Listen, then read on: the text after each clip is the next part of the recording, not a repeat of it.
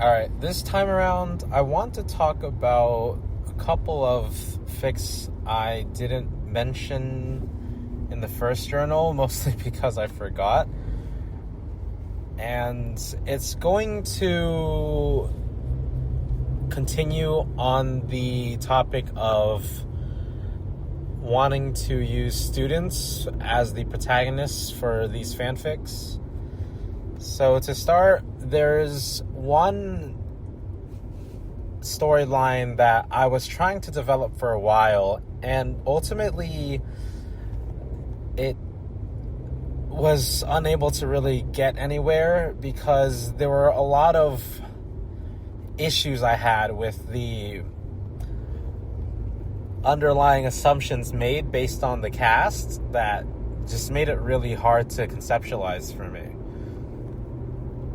And right now, it goes under the name Goodbye Shale. It follows Sensei, who decides to abandon Shale very selfishly, of course. It's not really for any noble cause. It's not really that, GSC Kivodos has become so corrupt that Sensei has to fight the system as a rogue. No, it's for a very self-serving reason. It's to support the Arya squad following the events. I would want to say shortly following the events of Eden Treaty.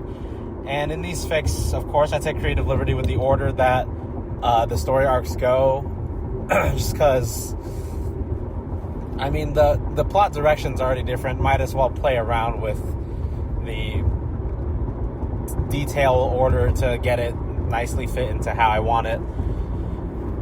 What I was trying to go for this and previous renditions of this fic was to create a protagonist that wasn't the type of person like Sensei is in the original Blue Archive story, that being the all-knowing adult who always knows best, is very forgiving, all the good traits, does little wrong. Of course, Sensei in the proper Blue Archive story is given a bunch of quirks to make him more relatable to the player, but as for his role in the story, he's always forgiving students. All the antagonist students turn good and they all, like him at the end of the day. And those assumptions that follow when creating a Sensei protagonist stay when creating any kind of Sensei. So with the story I wanted to write,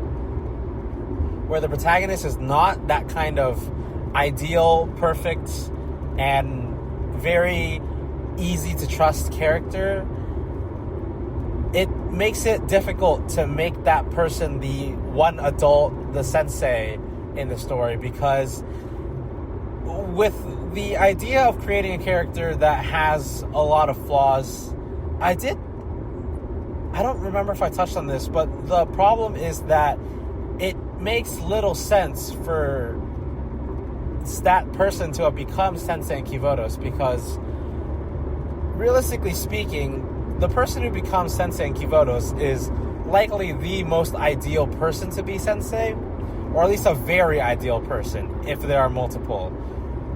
The characters like those that I'm trying to create are nowhere near the ideal Sensei, because they have very strong biases that strongly conflict with the overall happiness and well-being of all the students. That being, this Sensei would be very biased towards certain student groups and might even neglect some to certain extents just because of that.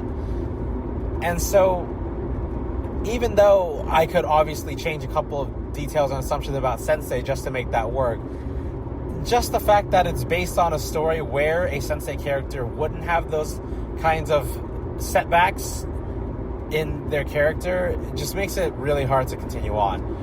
That kind of story is definitely something I could explore if the protagonist was just a student character. And the only thing now is that the main advantage that I wanted to take advantage of, that I wanted to utilize when making a Sensei protagonist, is that they have a lot of influence.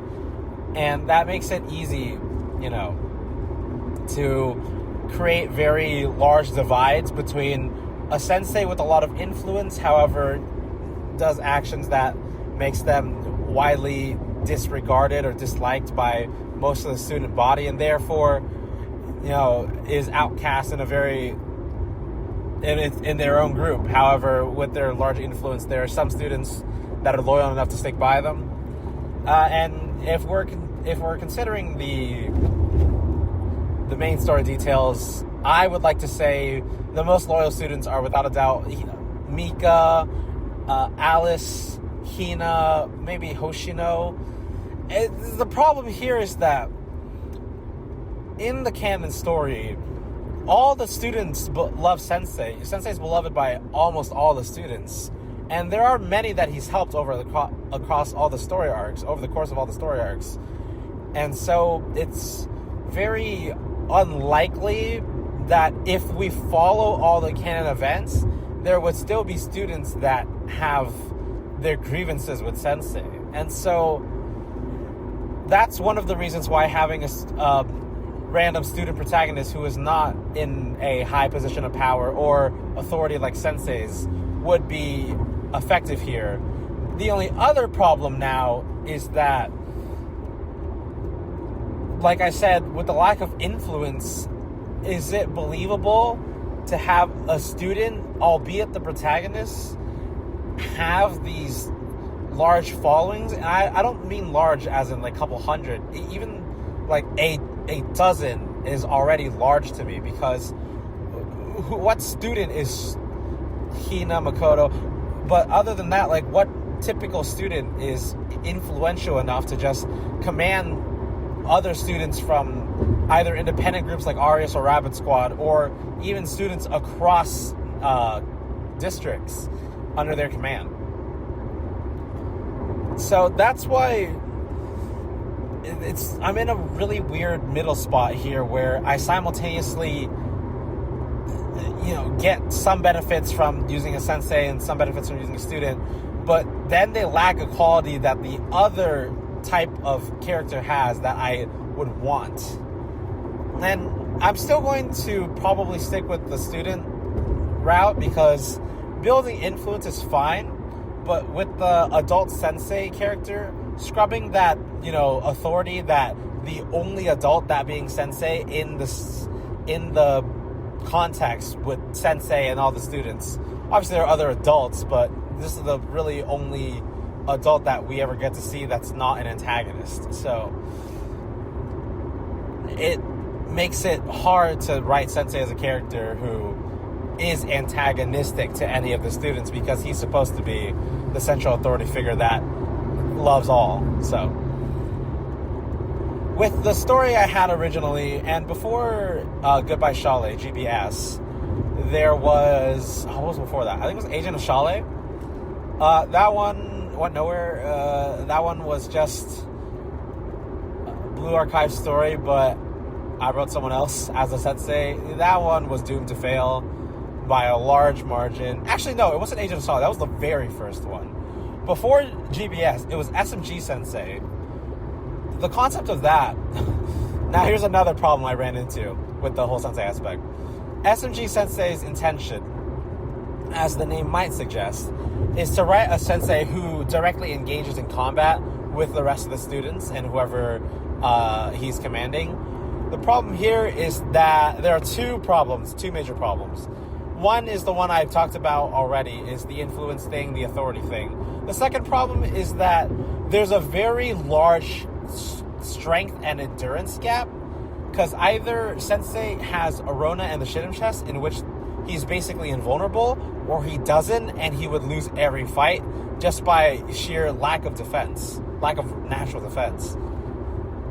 So it gets to a weird point where, am I supposed to break that Shidden Chest invulnerability and have his life threatened? Because I don't think it's ever the aim of the students to directly kill Sensei, but the nature of Kivodos is that you battle in gunfights, and whatever team isn't exhausted is the one that wins.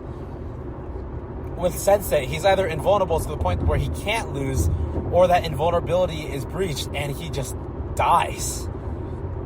I mean, he could retreat, but that just feels so cheap. So it creates a really maybe predictable or maybe just really anticlimactic plot line where it's either he wins everything except for one where he almost dies just because his invulnerability runs out instead of an opponent that's naturally too strong in terms of skill and ability and stuff like that. I couldn't get far with it just because that thought of how am I going to escalate the conflict when it's very likely that he'll just continue to be untouchable until at least maybe the beginning of the third act or something similar to that. So all those renditions just end up failing because there was always one aspect of the sensei character that just turned the story on its head in a really undesirable way. So if I am to actually continue the story, but instead this time use a student protagonist, I'm not really going to be able to follow the same line of a sensei that, goes rogue, or a sensei that uniquely joins combat with the students. With a student protagonist, obviously, if they go rogue, they don't have that much influence to begin with, so it's not going to be very compelling. And especially the joining the gunfight thing, they are a student, and besides the ones that don't really attack, that's what they're expected to do. So it's not going to be as shocking, as compelling, as interesting, as intriguing to market a story as a student that joins the fight, because of course they should. That's part of the whole Kivoshin culture.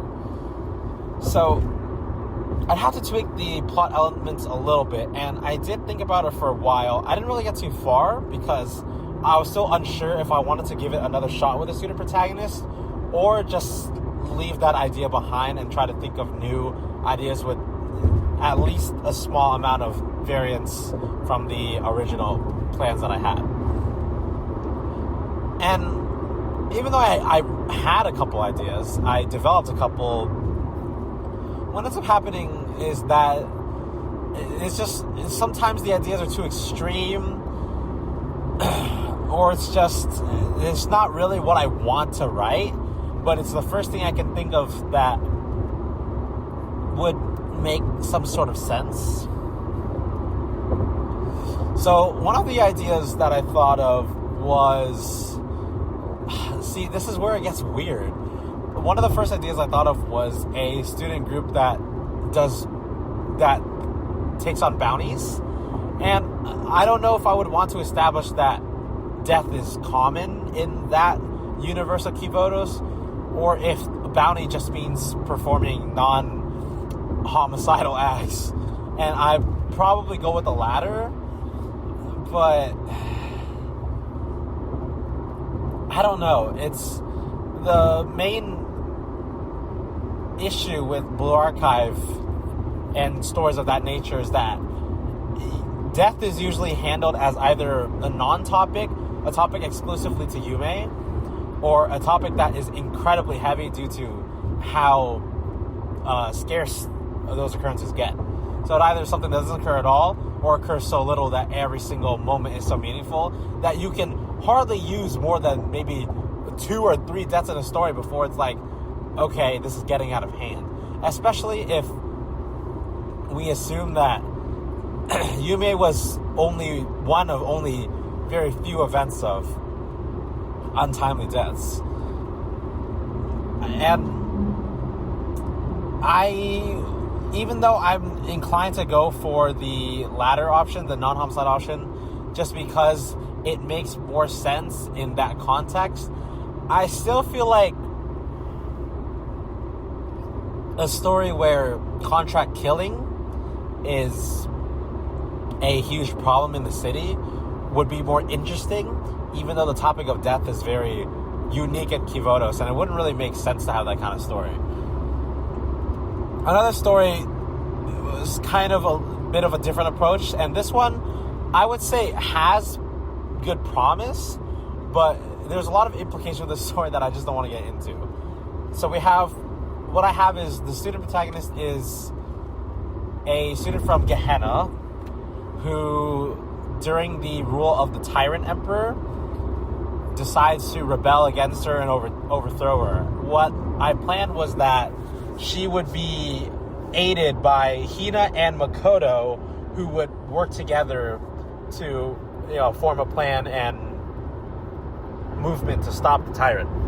Of course, it wouldn't really fully match with the details of the normal plot, because I don't think something like that happened. I don't know if it was revealed how the tyrant emperor's rule ended.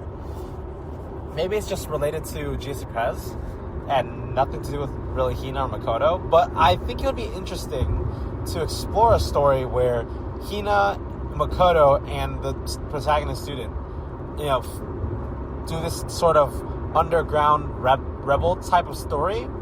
Now, there are a couple problems with this too. One, I've never written anything like that, and I feel like it's too much of a mix of experimental and working upon some degree of established characters. So there are some lines I would have to tread carefully, and there are many other instances where I just have to completely wing it without experience, which is a little risky. And the second thing is, because I think that idea has a lot of promise, I'm hesitant to actually work on it, because there's a lot I have to consider to make the story truly intriguing. And so I don't feel that I'm best equipped to just start working on it on a whim, or else there's going to be a lot of stuff that I would wish would be in the final product that I just end up leaving out without realizing that it's left out. But still, that, and as I mentioned in the previous journal, DYFD are two of the ideas. Now, coincidentally, they just happen to very closely have a focus on Hina, if she isn't already the protagonist. Now, I guess the Gehenna type experimental stories just tend to have really good what ifs, because there's so little story about Gehenna, while at the same time having such a large and diverse cast that there's a lot that you can do with it, all these what if scenarios, because with Trinity we do have a lot of mysteries, but we also had a really major arc within Trinity. And so when you think of Trinity and major events, you always just circle back to Eden Treaty. While when you think of Gehenna, I wouldn't really say there's anything particular that comes to mind, and maybe that's in part thanks to the fact that Makoto's shenanigans make it so that the definition of insanity is just lost to Gehennans. Maybe I would want to try to develop that story with the trio taking down the Tyrant Emperor, but it's something that would take a lot of planning for me, and that's just my weak spot. That type of world building is not something I'm good at. So just the fact that it is a sort of rebel story and I'd have to work with all the machinations of that kind of genre is just not going to work out for me.